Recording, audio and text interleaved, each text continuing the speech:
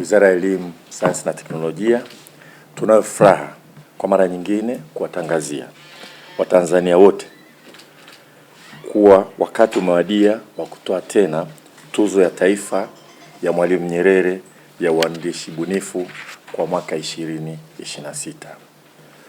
Tuzo hii hutolewa kila ifikapo tarehe 13 ya mwezi April, ikiwa ni sehemu ya kuadhimisha siku ya kuzaliwa kwa baba wa taifa Mwalimu Julius Nyerere, ambaye pia alikuwa nguli katika uandishi bunifu.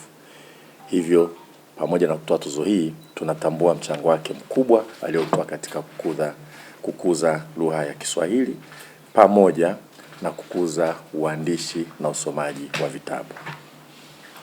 Kupitia Taasisi ya Elimu Tanzania, ambayo wizara imeipa kazi ya uratibu kwa kushirikiana na kamati huru ya tuzo inayoongozwa na Profesa Penina Mlama, tunawatangazia kuwa hafla ya 4 ya tuzo ya uandishi bunifu ya Mwalimu Nyerere ya mwaka 2026 itafanyika jijini Dar es Salaam katika ukumbi wa The Superdome tarehe 13 mwezi wa 4 2026, ambapo mwaka huu nyanja 4 zimeshindaniwa. Ili kuenzi kazi na waandishi, tuna utaratibu wa kuwa na mgeni rasmi ambaye anakuwa ni nguli katika eneo hili, na hivyo mwaka huu tunatarajia kuwa na mshairi maarufu duniani Abdulatif Abdalla kutoka nchini Ujerumani.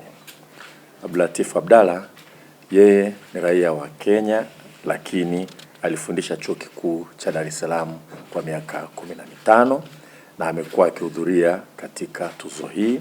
Safari hii tumempa heshima kwa mgeni rasmi. Tunamkaribisha sana kuja nyumbani kwake Tanzania.